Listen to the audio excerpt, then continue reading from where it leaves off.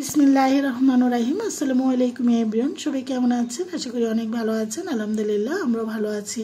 আজও আপনাদের মাঝে আরেকটি রেসিপি শেয়ার করার জন্য চলে এসেছি। বাই দা বাই, আমি দিনাস কুকিং হোম থেকে সবাইকে অনেক স্বাগতম জানাচ্ছি। আজকে আপনাদেরকে বলবো spicy egg noodles pasta recipe. এই রেসিপিটা খেতে অনেক ভালো লাগে, দুটোই একসাথে থাকে, এতে করে ঝটপট রান্নাটা হয়ে যায়। অনেক সময় একটু নুডলস একটু পাস্তা থাকে, তখন তার একটা রান্না করলে হয় না, দুটোটা মিক্স করে রান্না করলে খেতে খুবই ভালো লাগে। আমি আজকে ডিম দিয়ে রান্না করব, আপনারা যে কোনো ধরনের মাংস দিয়েও রান্না করে খেতে পারেন। আশা করি সবারই ভালো লাগবে আজকের এই লোভনীয় এগ নুডলস পাস্তা রেসিপিটি।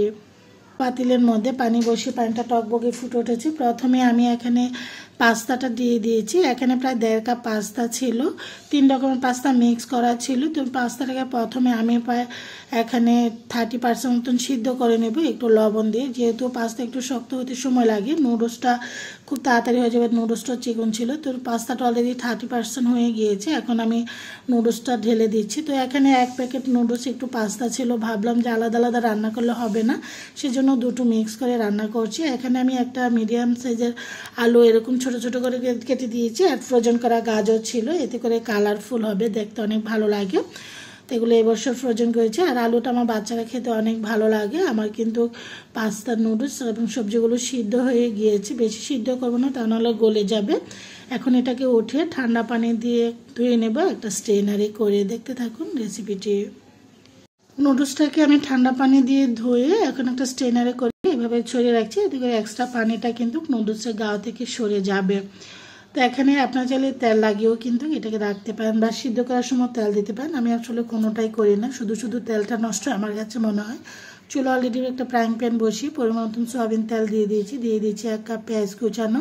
পেঁয়াজের পরিমাণটা আপনার পছন্দ অনুযায়ী বুঝে শুনে অ্যাড করবেন। আমি এখানে 1 কাপ পেঁয়াজ কুচানো দিয়েছি। পেঁয়াজকে জাস্ট একটু নরম করে ভেজে তারপর এখানে 2টো মিডিয়াম সাইজের টমেটো এভাবে কেটে দিয়েছি। ফ্রেশ টমেটো দিয়ে আসলে টমেটো যখন পাস্তা বা নুডলস রান্না করবেন, এটার ফ্লেভারটা এবং টেস্টটা দারুণ আসে।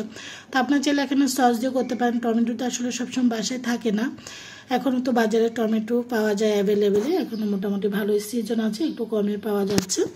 এখন আমি দিয়ে দিচ্ছি টমেটোগুলো গলে যাওয়ার পর এখন দিয়ে দিচ্ছি হলো 3টা ডিম। যেহেতু আজকে ডিম দিয়ে রান্না করব, কোনো রকম মাংস ব্যবহার করব না, সেজন্য এখানে 3টি ডিম আমি ব্যবহার করেছি। ডিমের পরিমাণ আপনারা বাড়িয়ে কমিয়ে অ্যাড করতে পারেন। ডিমটাকে ভালো করে গুলিয়ে পেঁচুলাটা দিয়ে মিক্স করে আমি প্রায় 5 মিনিটের মধ্যে রেখে দেবো একটু শক্ত হওয়ার জন্য। শক্ত হওয়ার পরে আমি এখানে ডিমটাকে পেঁচলাটা দিয়ে নেড়ে চেড়ে ঝুড়া করে নিয়েছি, তবে বেশি গুঁড়া গুঁড়া করার দরকার নেই। দিয়ে দিচ্ছি কাঁচামরিচ। আমি একটু স্পাইসি করে আজকে এখানে এগ সবজির নুডলসটা রান্না করে নিচ্ছি। তো ঝালটা আসলে যে যেরকম খাবেন সেরকমভাবে দিবেন। এখন দিয়ে দিয়েছি সেই পাস্তা এবং নুডলসের মিক্স মশলাটা দিয়ে এখন ভালো করে মিক্স করে নিয়েছি। আপনারা ঝাল খেতে চাইলে কাঁচামরিচ বা চিলি ফ্লেক্সও অ্যাড করতে পারেন আরও বেশি, বা গুঁড়ামরিচ ছড়িয়ে দিতে পারেন। ঝালটা আসলে যে যেরকম খাবেন, আমার বাচ্চারা আসলে ঝালটা যেরকম খেতে পছন্দ করে আমি সেভাবে মরিচটা অ্যাড করেছি।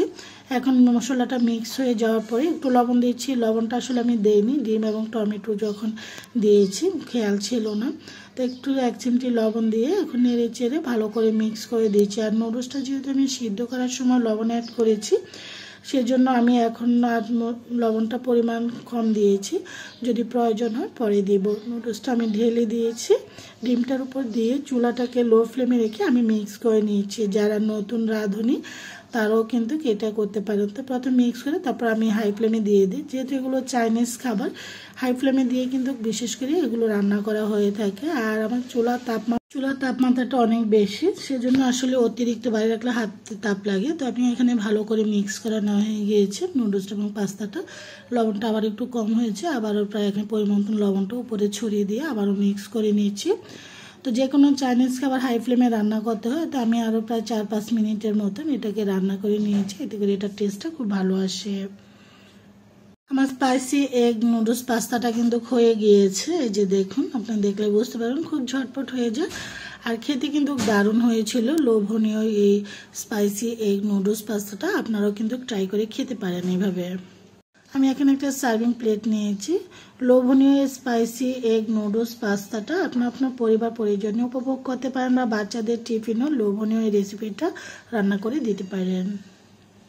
সুস্বাদু এই রেসিপিটি আসলে অপছন্দ হওয়ার মতোই না। সবাই কিন্তু নুডলস পাস্তা খেতে অনেক পছন্দ করে, সেটা যেভাবে রান্না করা হোক না কেন।